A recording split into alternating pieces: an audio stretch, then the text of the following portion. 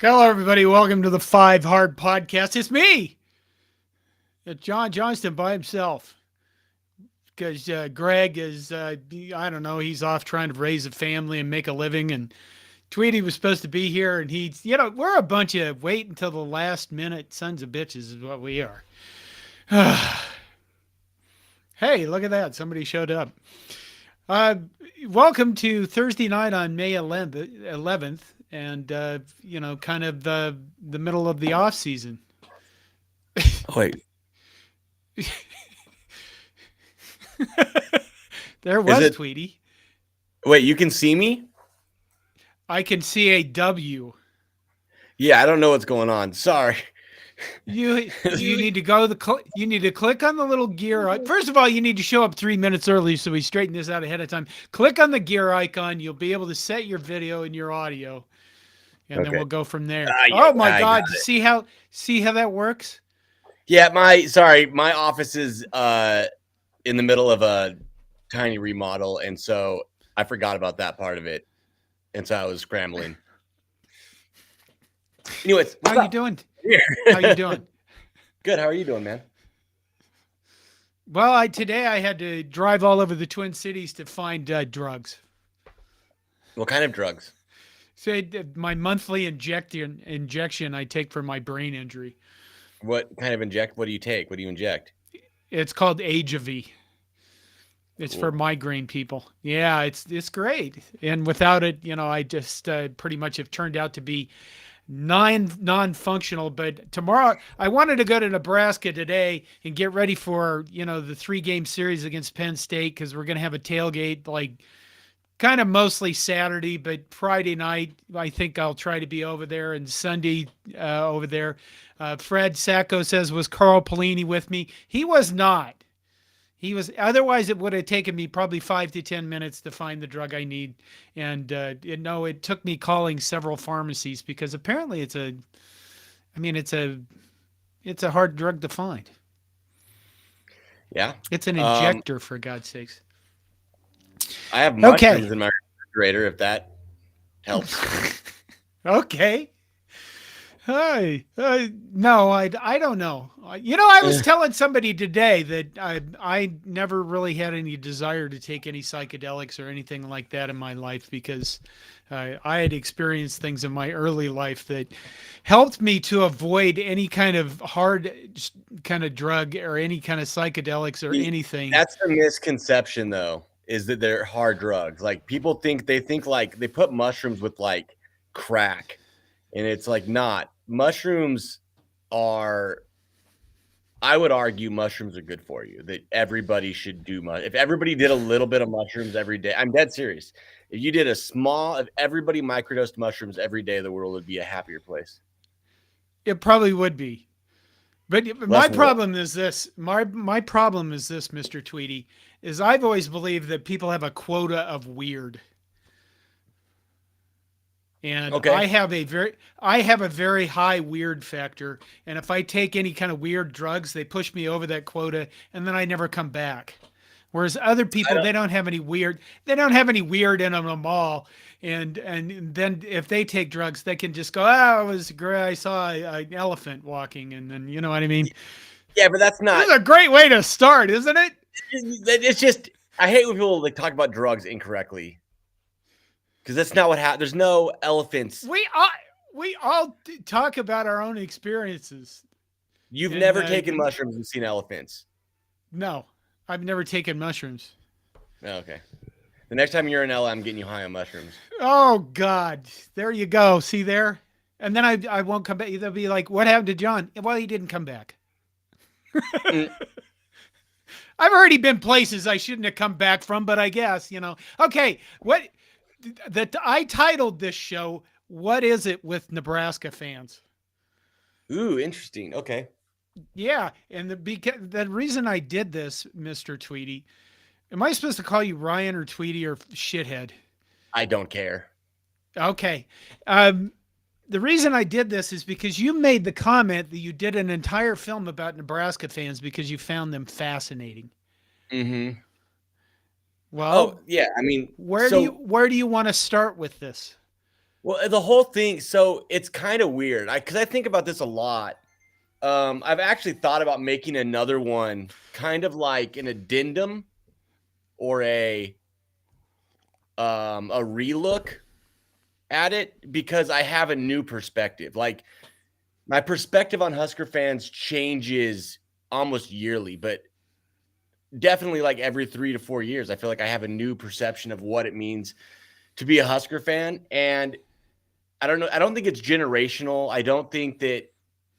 So the reason I made the film initially Well, was just so everybody's clear, because I'm sure not everybody knows you, you made a film called Through These Gates that was primarily about Husker football and really focuses on Nebraska fans. right. Correct? Okay. Yes.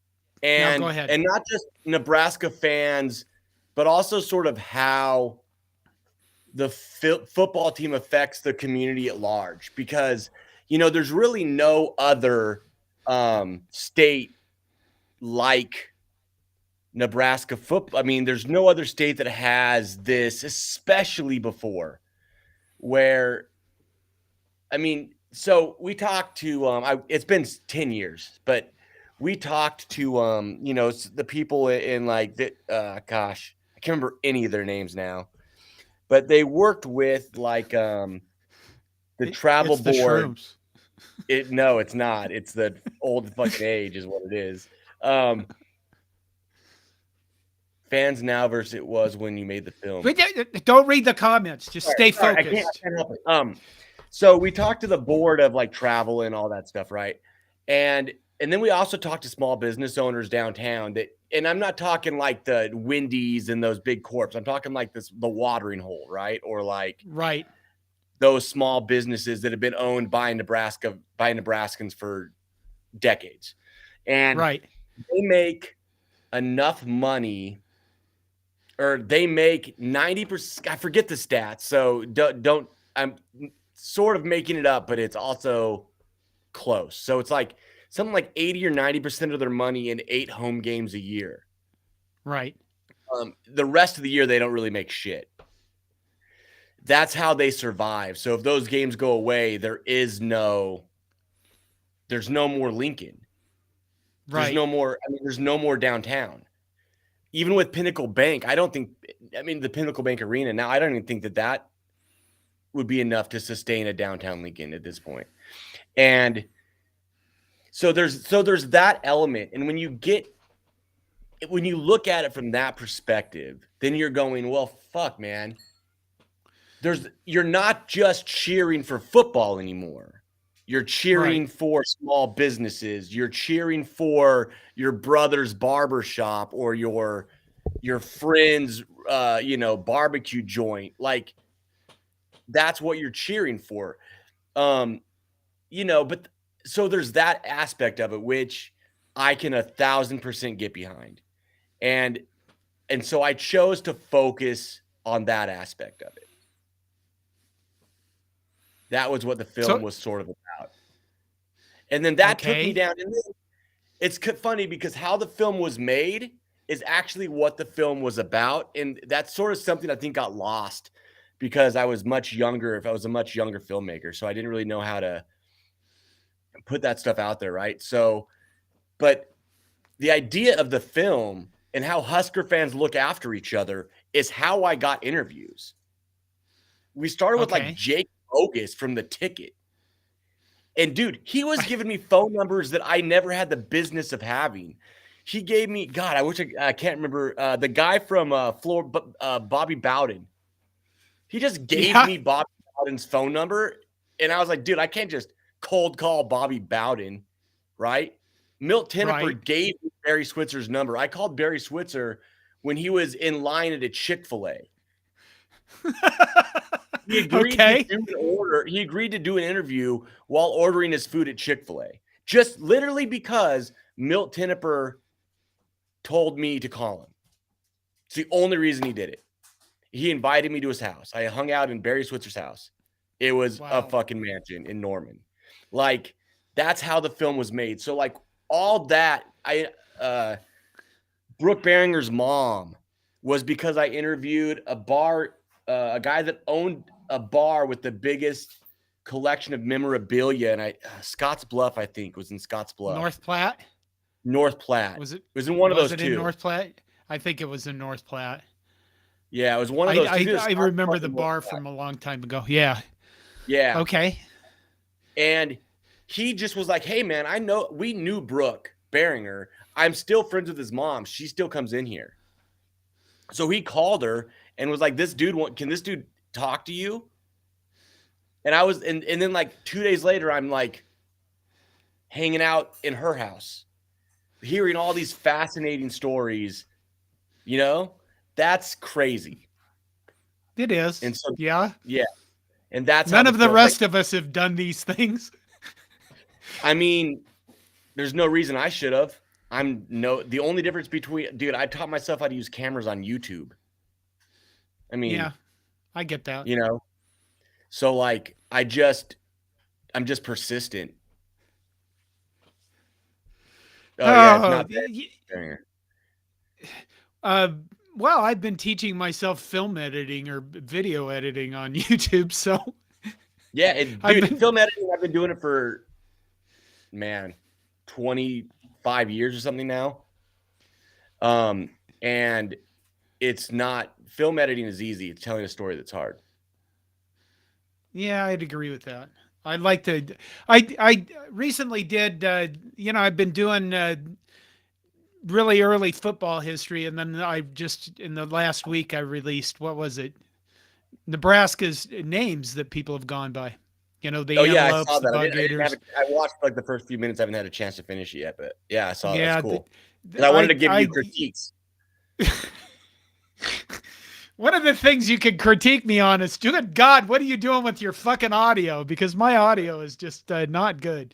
I told you how to fix it. I gotta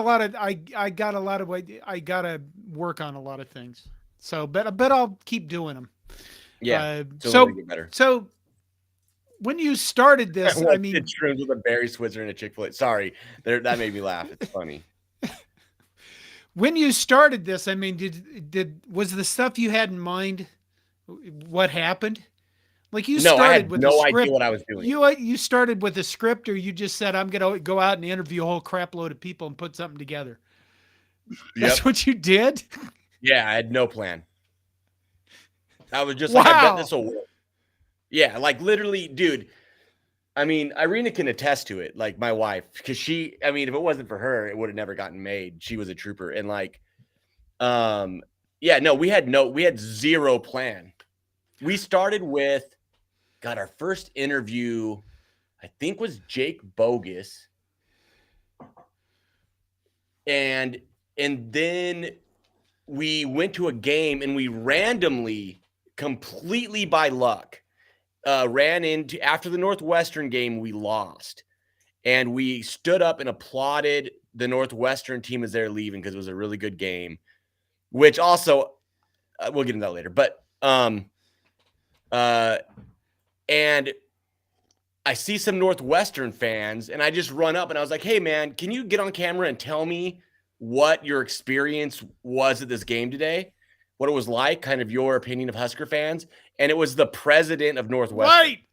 Right. Okay. I remember that. I had no idea. I didn't know him from Adam. I just walked up to some well-to-do guys in Northwestern gear. And then that clip it went Nebraska viral. And Dave Max saw it from Husker Max. Well, actually, that's not even true. Somebody else saw it and gave me Dave's email and was like, hit up Husker Max, show him this clip, and he'll help you. And people can say whatever they want about Dave Max. I've heard it all, and I'm not saying all of it's right or wrong.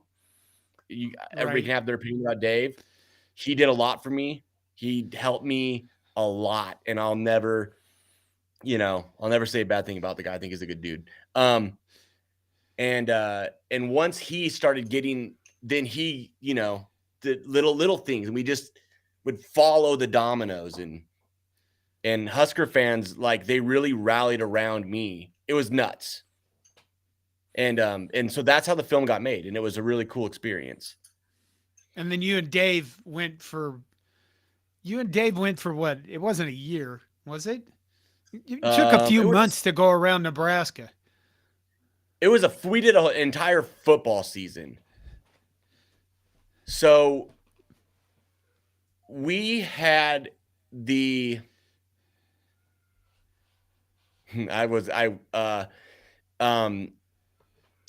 let me think here. So our world premiere, we'll call it, was in Scotts Bluff. That's why I was thinking Scotts Bluff earlier. We did Scotts Bluff first because we thought that Western Nebraska was kind of like the forgotten stepchild a little bit. They don't get their due. And so we were like, we're gonna fucking premiere this there. It'll be cool, right? And so we did. And that was a cool experience. And then we did our the first game in Lincoln. We did the whole red carpet at the Rococo, and that was fucking top 3 greatest nights of my life. Really? Mm-hmm. So why? Dude, packed house. I mean, you have to explain this. You have to explain this to everybody. I mean, I'm a Lincoln kid, man. I'm a Lincoln kid. Lincoln, I live in LA now. I'm a piece of shit. I'm an asshole, all that stuff. But Lincoln is my home. I mean, it will always be home. I have to be careful how much I talk about Lincoln because it will get me teary-eyed. Like, I love Lincoln so much. It's such a huge part of who I am. You know, Alan, all the years ago on MASH taught men that they could cry. It's okay, Ron. Men can't cry. Don't be a bitch. And so we went up. We're getting ready to do the show. My friends, my family, Husker legends are there. It's in my hometown. The week before the game, a lot of high hopes for the season.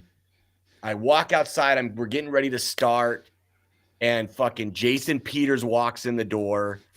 And anybody that knows me knows that Ndamukong Suh is my all-time favorite Husker fan. I mean, my favorite Husker player. Sorry, my favorite Husker player. And then probably second is probably Christian Peter. Right. And Jason Peter walks in and he goes, "I got a call last night from Ndamukong Suh, and he said he saw your movie and he loved it and that I should come to this." And so, like, there was that moment. I took that energy, went on stage, gave my little speech, just introduced the movie. And then after it, I went up and I said, "Thanks to everybody." And they started cheering, "Go Big Ryan." It was really, dude, oh my God. It was the second greatest moment. I still get goosebumps thinking about it. It was so cool. Yeah, it was cool. It was just a cool experience. Well, if people yell shit at me, it's usually there is no hope. Yeah. See, you know what it's like. You get that thing, and then all of a sudden you're in like Flint, and people. I mean, yeah, it was cool. Husker fans can be very cool. Okay. If you look for the cool Husker fans. Okay, that's true. That's probably true for anything in life. Right. So what, I mean, I didn't prepare for any of this. I probably should have thought about it more, but I haven't even thought about this for like 13 years or whatever, 10 years. We don't. Oh, well, then we have a whole off season of content. So, if you think of things, we can do them later down the road. But as you're going through this, I mean, what strikes you the most about Husker fans? What strikes you the most about that you liked about Husker fans? They are inclusive. You mean everybody gets to be a part of it? Yeah, they want you to be a Husker fan. If you're from Iowa and you're wearing a Hawkeye shirt, they want to convert you. It's very religious. It's a very Yeah. religious thing, right? Like if you go to the only place I went where I got, well, that's not true. There's two places I went where I got heckled. One was UCLA. They told me, they just kept yelling to go fuck my sister, and I was like, what do we look like? Iowa? And then the other place was Iowa. Well, that's expected from those bastards. Right. Right. Iowa sucks. Okay. What did you find that you didn't like about Husker fans? How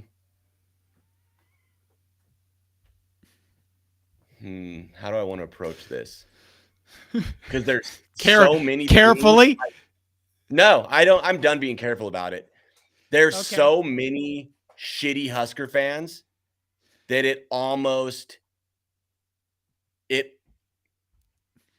I have to make myself remember all my great experiences, or I would hate Husker fans at this point.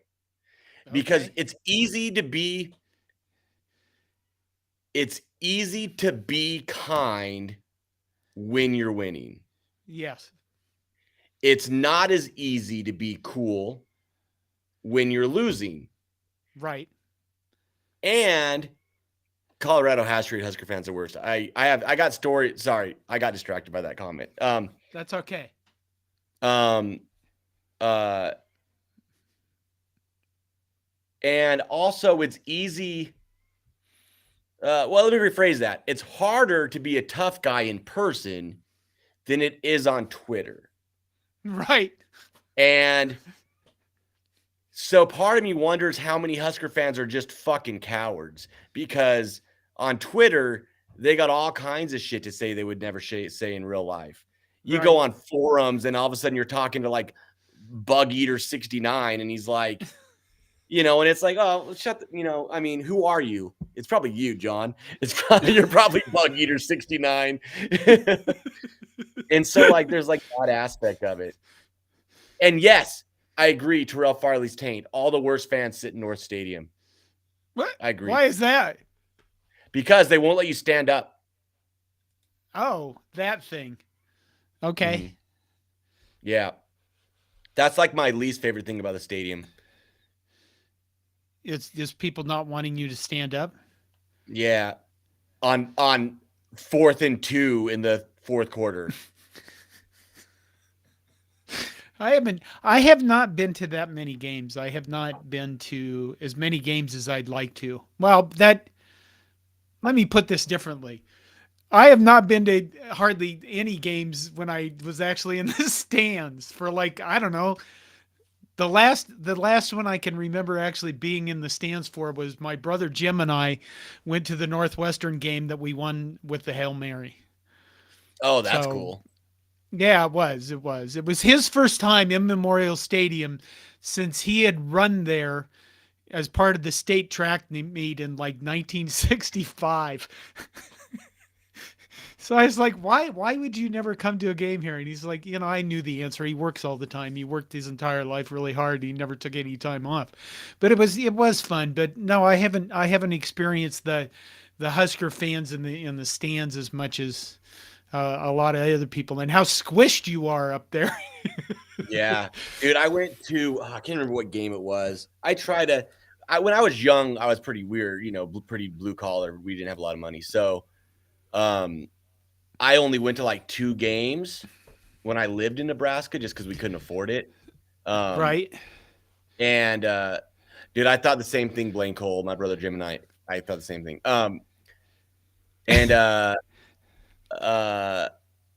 So now whenever I go back, I try to catch a game whenever I go back if I can, or I'll like, instead of going in like July, I'll go in September, Right. And now that they're playing the Big Ten, now that they're playing USC and UCLA, I'll be able to go to more games. Right. And hopefully Oregon, Washington would be dope too. So what, going back to your film, because, what you said you thought about making another one. Mm-hmm. Well, what because about what's this one going to be about? it probably will never happen. But if it did, I think it would be about Husker fans having lost their way. Really? Hmm. I Do honestly you know how think to that. do you know how to tell this story? I think you let the story tell itself. I don't think you have to tell a story. I think that my favorite documentaries are the ones where the guy thinks he's telling one story and then at the end it's not what he thought it was. Like if you've ever seen that one on Netflix about the steroids in Russia and the guy like takes steroids to ride his bicycle better and he documents it as a documentary and then all of a sudden next thing he knows he's in the middle of hiding a fucking Russian steroid Olympic doctor. Anyways, it's a great doctor, but I think that that's what you do. Like, because I don't know what it is, but it feels different now. Maybe it's the corporatization of Husker football. I do think that Matt Rule and Trev Alberts feel more like old school Huskers than Okay. than the previous 8 administration has. You mean like then the guy that was supposed to be our homegrown guy? Yeah, I do. And I Yeah. get that. Dude. I get that. And I think that while Scott Frost is what he is, I think I have a good understanding of what he is. Because I think that if Okay. I was a football coach, I would be Scott Frost. I wouldn't be Matt Rule. I would have been Scott Frost. You mean losing a lot or what? But you need to explain that statement. I think Scott Frost lost a lot. I think that going back to Nebraska, in hindsight, obviously, was the worst thing for Scott Frost's career. I think that had he gone to a different school, probably stayed at UCF a couple more years if he was smart, or went to maybe Florida, he would have had a much higher success rate. Less pressure. I don't disagree with that either. Yeah. And he'd keep the Florida kids in state. It's right there in the Bible where Christ comes back to his hometown and they don't accept him because they knew who he was. And he did two things, Scott Frost and Christ. And I'm not comparing the two. They're just this similar story. When you come home, and I never wrote this story on Corn Nation, and I wanted to write this story, and it's sitting around in multiple drafts. But it was a story that was entitled, "Why Would You Ever Go Home?" And it started with, Frank or Jim Harbaugh, because that's what I was thinking of when Jim Harbaugh went back to Michigan is why would you ever go home? And I know that, like Dave Van Horn came to Nebraska as a baseball coach, had amazing success, and then he went back to Arkansas and he's had pretty good success there. But my thought is why would you go back to a place where there's so much baggage that you are carrying with you into that place? And at the same time, you got all the baggage that they're waiting to hand you, Oh, we knew who you were when you did this. Like, there's a lot of people in my life that say, well, you haven't changed a bit and they haven't seen me for 30 years. But the honest to God truth is I have changed quite a bit. I just not outwardly for the rest of the world to see. So when you look at, after I left my hometown, I go hometown, and in my hometown, I was a juvenile delinquent, and a lot of people thought I was on drugs and, just a miscreant that was going to cause a lot of problems. Oh, guess what? They were right. But, they didn't think I would ever be successful in anything. They thought I would be, just a waste of time and stuff. Well, every time I went back to my hometown, I had to deal with some of those people again, and because it never changed. It was like, if I make the reference Brigadoon, do you know what I mean? I think I would if you put it in context. Brigadoons is a play about a town, I think, where these people. It's a play where these people are out in the woods and they run into this town. I was a theater major. I have a degree in theater. And it turns out that the town only appears like once every 100 years for a few days or something like that. So Brigadoon, when you reference Brigadoon, it's this thing that, this stuck piece in time where really things don't change relative to the rest of the world. And when a lot of times, if I go home, that's what I would think of is, nothing ever really changed, but I But you changed. But change. when you go back, you're suddenly the same person, that you left. And And it's that kind of is like, exactly whoa, are you what going to, happened with Scott Frost. yeah, I think He in a went lot of back. ways, if I'm going to be gracious to him, I'm not going to disagree with you. I think that's true. But it Yeah, really he's comes still back one to of why us. would you ever go home to do this? Why would you ever go home to coach? Why would you ever Yeah. go home?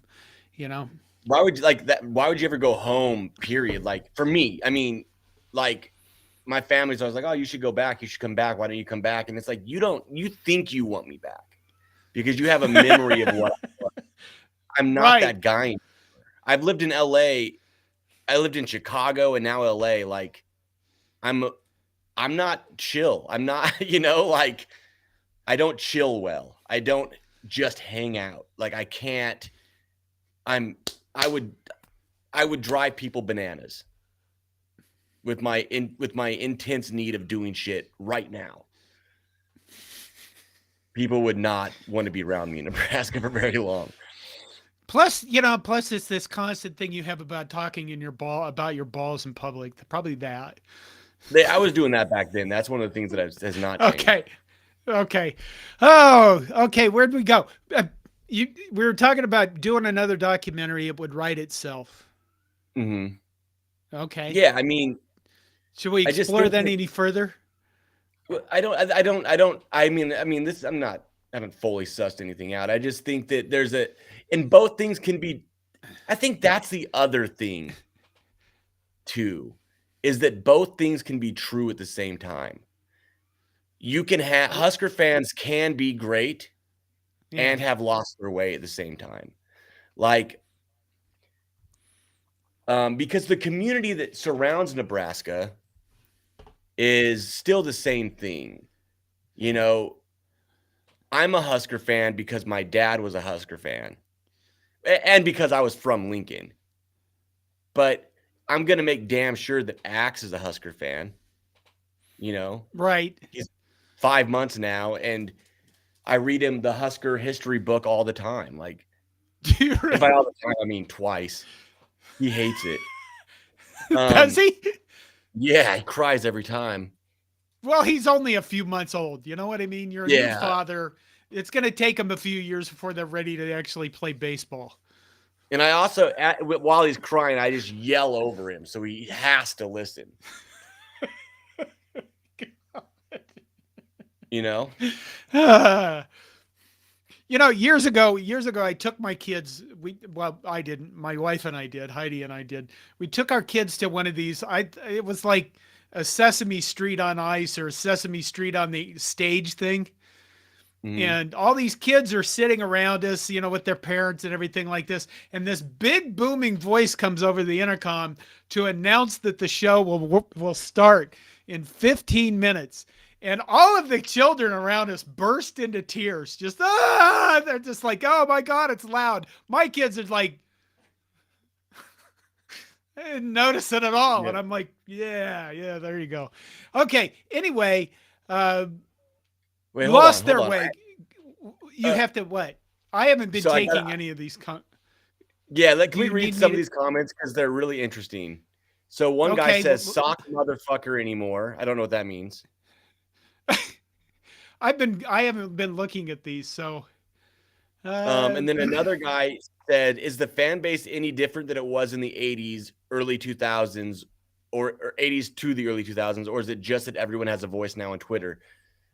That's a phenomenal question. Where is that at? It's the third one. Oh, From it's the top. Terrell Farley's taint.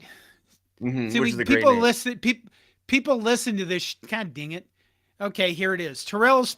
We have to read these because some people listen to this show as a podcast and not on YouTube. So Terrell's Farley's taint says, "Is the fan base any different than it was in the '80s, early 2000s, or is it just now that everyone has a voice on Twitter?" I think don't that know. Let's think about that. Yeah, it's an interesting because I think about this every once in a while. Like, it's funny to me. Here's what I find the funniest about Husker fans, sort of the timeline is we were so humble from the 70s to the 90s. Good game. Hey, go, great game. Now we're like the most arrogant. It's like we haven't been to a bowl game. Game, you know, in 6 seasons, and here we are, arrogant as shit. Like Iowa, on paper, is better than us, but we treat them like little bitches, and we will. I mean, and I don't blame, and I will too. I'm not going to say it's the wrong thing to do. I'm just saying it's from an outside perspective. People are like, Jesus Christ. It's kind of like, you know, like when you watch street fights on YouTube. We all do this. Or WorldStar, shout out worldstar.com. Okay. And you watch a street fight, and there's always like that one guy that's like talking a bunch of shit, and this other guy that's ignoring him, and then the guy just turns around and knocks him unconscious. That's what Husker fans have become. Just chippy. You think so? Dude, it's bananas. At least it is. I mean, online it is. I haven't, I don't go back to the time. You have been on Twitter too much. Yeah. Yeah. Oh, dude, no. WorldStar is still alive and kicking, bro. You haven't. Man, you got to go watch WorldStar. It's the only place where you can see a chick's butthole in a bar fight in like the same 15 seconds. Oh my God, I haven't heard the phrase WorldStar for a very long time. Okay, is the fan base any different than it was in the 80s, early 2000s? I'd have to agree with Tweedy. I think that we're a lot more vocal, but everybody's a lot more vocal. Yeah, and that might be part of it. Is that we are, people are not us, but people in general are reactive. So it becomes like this echo chamber of like bravado and hatred and drunkenness. I guess, I'll say this as an older person. I think the thing that always bothers me about getting older is that, when you introduce yourself as a fan or something, you start like the first thing you do is start racking up it's like a resume. I've been a fan since Bob Devaney was 5. You know what I mean? We always do this. It's part of the dance we do as human beings, where if you're going to get into in Nebraska, what I tell people about Nebraska is this. If you're going to get into a fight in Nebraska, for example, if a guy walks up to you in a bar, when I was younger, obviously, a guy walks up to you in a bar and says, "Stop staring at my girlfriend," you have 5 seconds to decide to punch him or apologize. Whereas there's a lot of places where if a guy walks up to you in a bar and says that, you have to do the dance, right? Yeah. You know who the fuck I am? Yeah. Do you know who the fuck I am? Oh, fucking, you know what I mean? You're doing I feel like this you're thing describing Los Angeles. Yeah. But, and that's why people have cultural problems when they run into each other. The Nebraska guy just smashes you in the face in 5 seconds, and you don't even know what happened. But where was I? But, people tend to do this with our fandom. And I don't think that's been any different than it's ever been forever. Except that, as you get older, you tend to look back and everything's changed and stuff. The thing I wanted to ask, though, is you felt like lost their way. Things have become more corporatized. And so that's the thing. Like, maybe the game has just changed. Maybe, college football is more popular now than it was in the 90s. Is it? You can watch every single. Oh, that is true. That is true. Back in the day, if you could watch 3 or 4 games a season, that was a good year. Especially and it was like 3 or 4 schools that was doing that. Right. It was bowl games, Nebraska, Oklahoma, eventually Nebraska, Colorado, which was like trash. And then, when I was young, like in the 70s, it was Ohio State, Michigan was on every year, Oklahoma, Nebraska, Notre Dame, Michigan was a much watched game for everybody. There were a few of those and you didn't really see a lot of them, but you're right. Now every game we can watch and every game we can, I think the corporate part is that I guess where that shows up for me in Nebraska football is that we have a heroes trophy for the Iowa game that everybody recognizes. You mean a high B trophy? We have a high V trophy. I hate that trophy. Okay. Yeah, but the best trophy is still the broken chair trophy that 100%. nobody, the schools don't formally recognize because, well, it's not corporate. There's not a sponsor behind it. It's not like the guys that started that trophy are complete batshit insane. In fact, I interviewed them once and I've talked to them a few times. And, they raised money for Team Jack in Nebraska.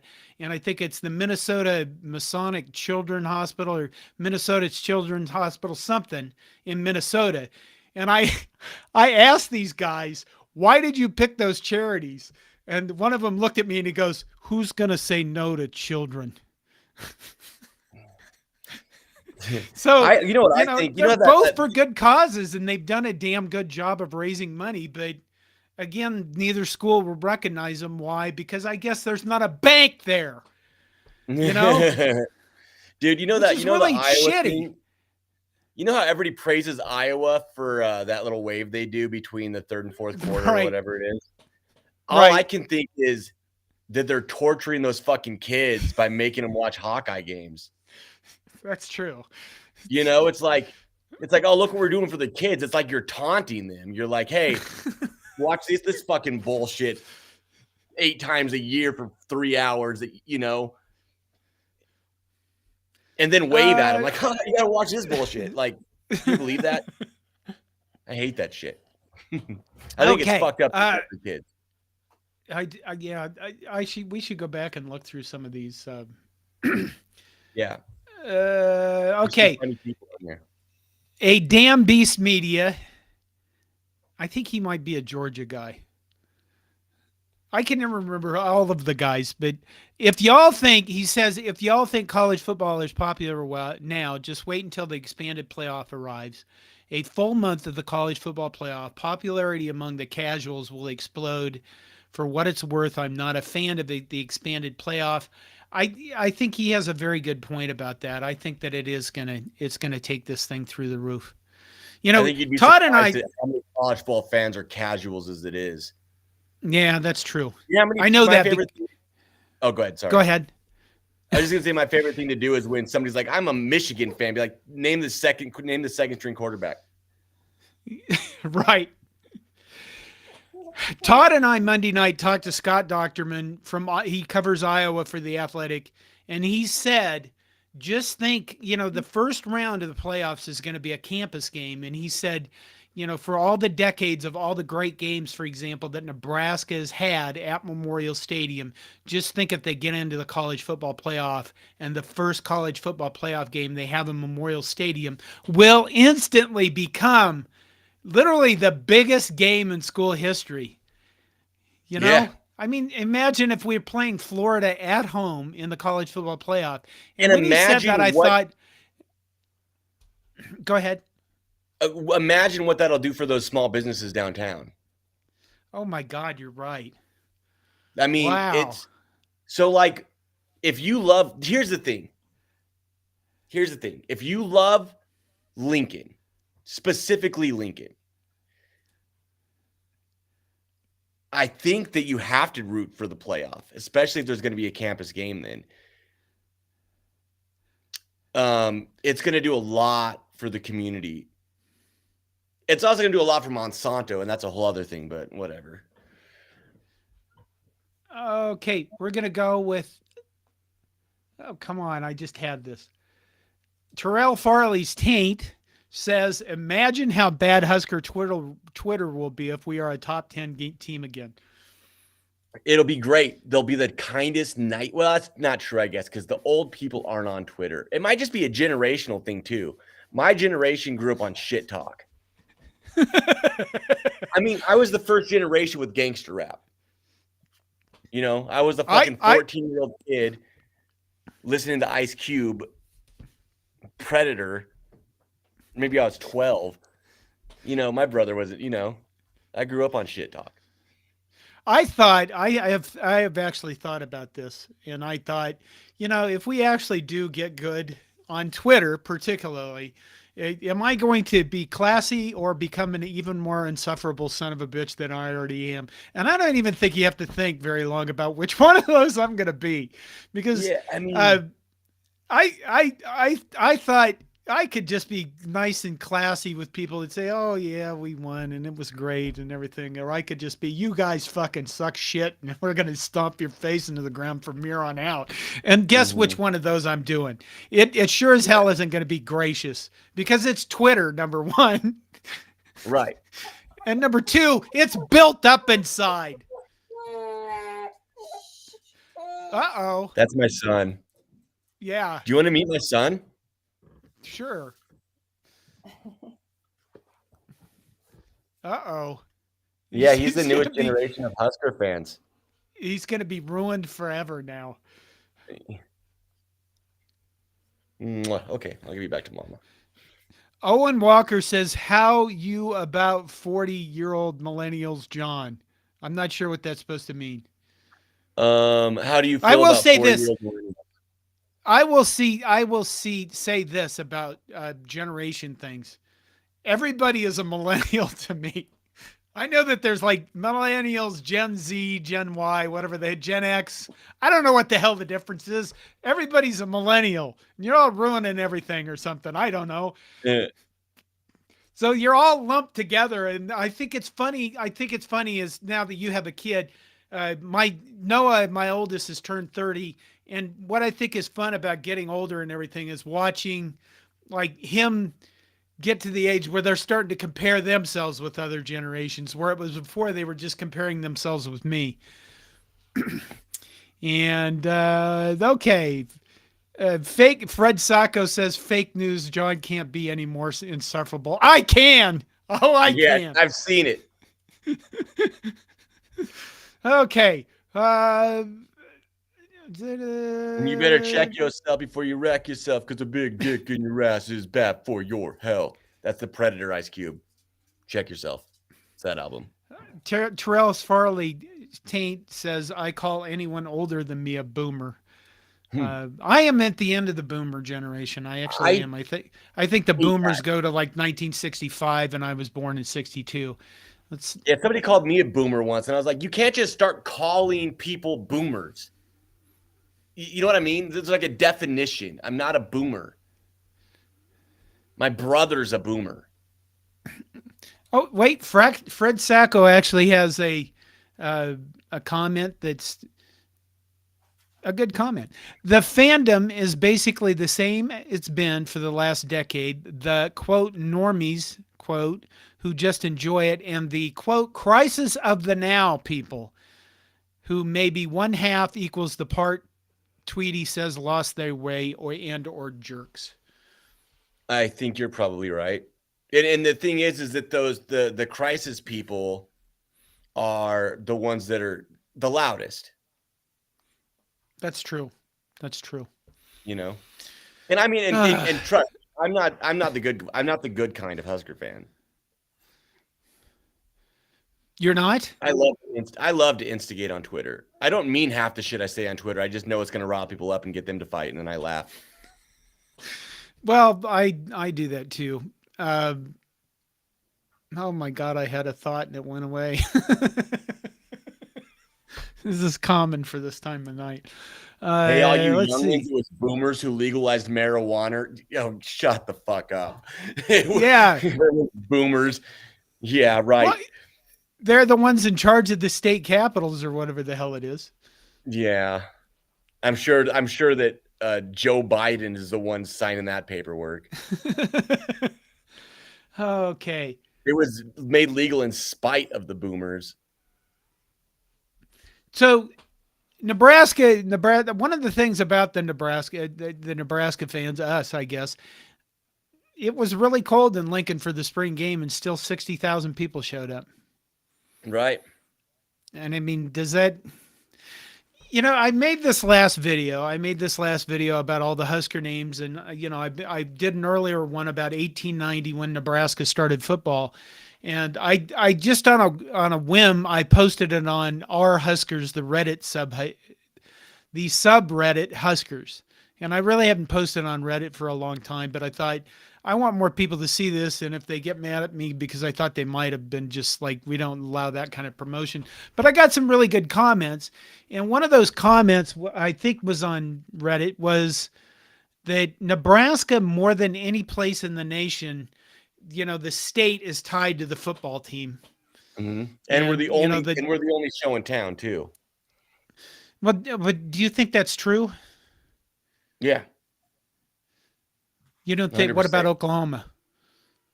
Oklahoma State's there. Right. We've also got oil fields. Did you know in the 1950s that Oklahoma very specifically went out and, oh my God, now I'm missing his name. The guy that won 57 straight games, he ended up being a commentator. For God's sakes, he's probably the greatest coach in Oklahoma history that nobody ever thinks of. But they very specifically went out, Bud Wilkinson. Is that it? Yeah. Oh my God, I should have known this ahead of time. But they went out and very specifically decided that they were going to put all their money and effort into being a very good football program because they were tired of people thinking of Oklahoma just being full of reservations. So I think in a way, I know that Oklahoma State is there, but when you look at Oklahoma, everybody in the nation goes Oklahoma football, Oklahoma Sooners. I mean, they rarely think Oklahoma, don't you think? I think that might just be because we're from Nebraska. You really? Yeah, I don't think a lot of people think about Oklahoma football that much. I think that Nebraska is the one place where people go corn because we're named after what we are. We're the Cornhuskers. We're the Cornhusker State. So it's identified. People kind of think it's like that we produce corn because our football team is the Cornhuskers when it's actually the other way around, right? And like, I don't know. But also, I mean, if you want to look at that route, then you have to go, Alabama. What's going to happen to, what's the football? Is it Birmingham? What's the fucking football town in Alabama? Why am I not? Tuscaloosa? Thank you, Tuscaloosa. You think Tuscaloosa is doing real well if it isn't for the Crimson Tide? Well, you think they got a Nick Saban highway there too, or a just slightly Crimson Tide Expressway or whatever the fuck goes through Alabama?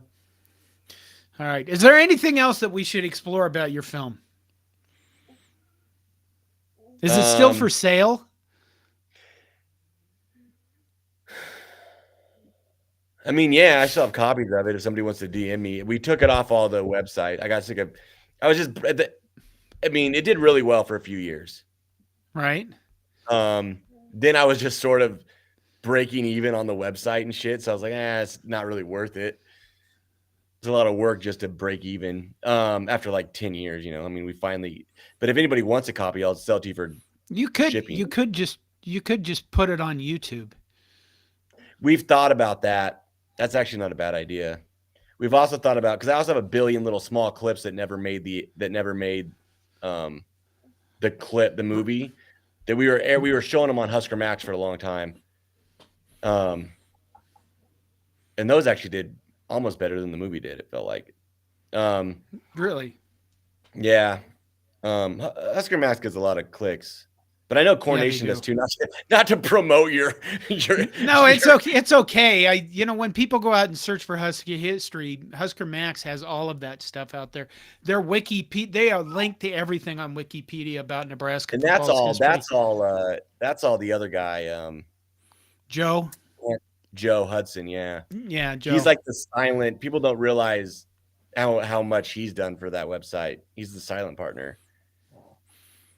I email him my links. He is. I think he's a former journalist, actually. Is he? Yes. Yeah. I don't think I've ever met him. There you go. GC Yours says, do a documentary called Husker Fans Matter. I'm really slow. Yeah. Hey, all fans matter.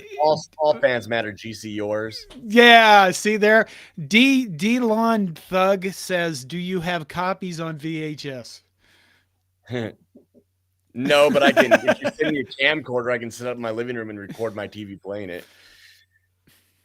And then Fred Sacco comes back with John needs a Laserdisc copy ASAP. I never owned one. I never owned one of those things. That was for rich people, and I'm not like broke now, but I never owned a Laserdisc. Me neither. Okay. Do we need to go anywhere else tonight with this show? That's up to you. Greg will do these things, and he'll go for like an hour and a half, and oh my God. Yeah, it gets to be a little much for me, especially since this is later. But Blaine Cole says, Tweedy, please tell me you don't have Scott Frost tattooed on your knuckles. It's my son's name.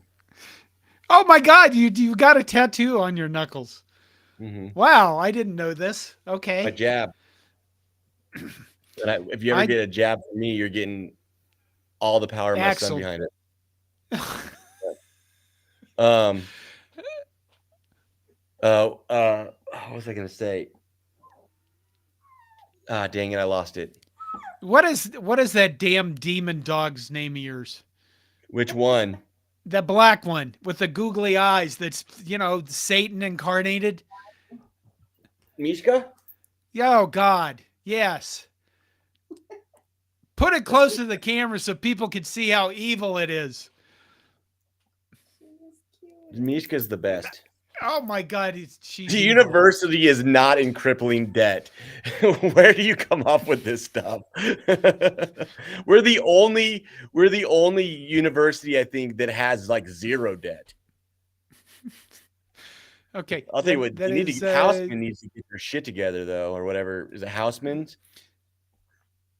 Fred Sacco says, do a documentary on John and Todd's escapades. It's sidetracks. I imagine a lot of swearing and blurred out shit. Yeah, dude, my brother was a security guard at Sidetrack. When? During their heyday.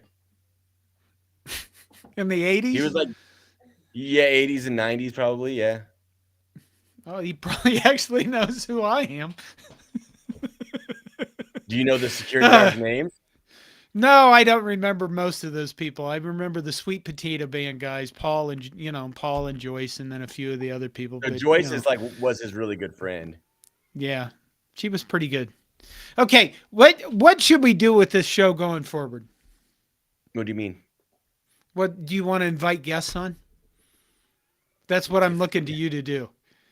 Go back and start find Barry Switzer's phone number and call him on a Thursday night at 9 p.m. Central and say, "Hey, you remember me? You at Chik-Fil-A?" Yeah. It's funny because people think that me and a lot of the interviews were actually Pat for the Cobcast, because once I stopped doing the document, I mean, not all of them. Right. Aside from Grant Wistrom, most of the bigger names were from me just because I knew them from making the movie. But he was the one that would like track down people. He was relentless. I mean, people have no idea how close we were to getting Callahan on the Cobcast. Bill Callahan? Mm-hmm. Really? We were this close. And what would you have done with him? Asked him. I would have treated him just like I treated Grant Wistrom. Okay. Do you still talk to Grant? No. I mean, he was a great guy. I'm sure if I reached out to him, he would. I don't know if he'd come on the podcast again, but I mean, he did our podcast like 7 times. Yeah, he did. And he, our last episode, because we started Wistrom Wednesdays. That's why. Right. Every Wednesday for like 4 years. That would be a great. Why the hell didn't he fire Costco? God, it's such a. Anyways, every Wednesday for like 4 years, he would get inundated with people talking about how awesome he was. So like, it became like a big thing at his gym because he owns a CrossFit gym. And so he was always just really cool to us because we started it. So like, but we weren't like buddies or with him or anything. He did the last show we had on. Right. He did the last show with us, and that was probably the last time I'll ever talk to Grant. Not because anything bad happened, just because, that shows. I mean, I don't even know if I don't even know if he would if he'd respond to me on Twitter, to be honest. Right. Well, that was then. This is now. Yeah, but I do know we can reach out to some people. Well, we might as well.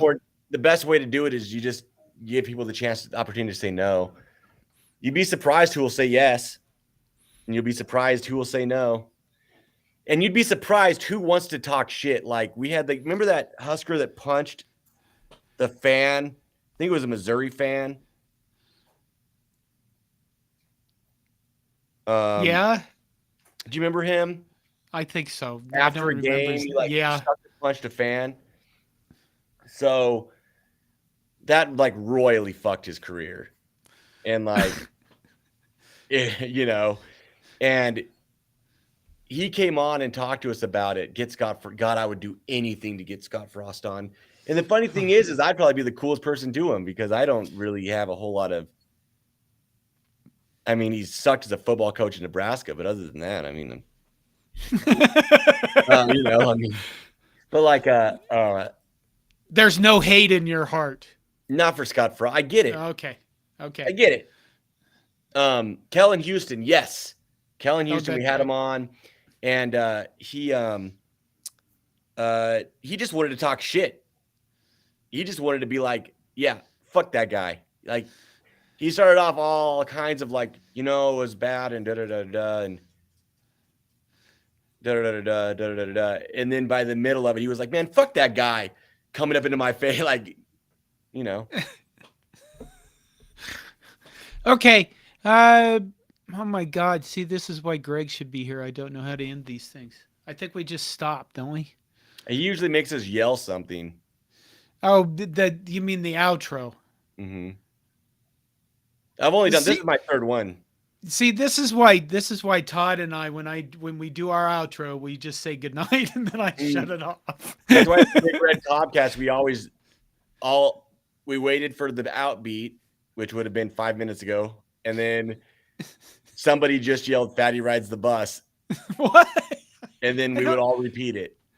Oh, well, there Terrell Farley's taint comes in. That's why we did it, just because that way everybody knew the episode was over when we yelled that. Okay, well, Greg is a former radio guy, so he has that radio guy voice and that radio guy method. Yeah. Hey, welcome to the Bag of Dickhead. You wanna? All right. Good night, and what do they say? Like, all right, good night, sleep tight. Yeah. Okay. Let's see. Okay. This is the third time I'm trying to think of this. I used to have this written down. This is John Johnston reminding you, as always, that 5 heart is all the heart you need. That's it. Go Big Red. Go Big Red.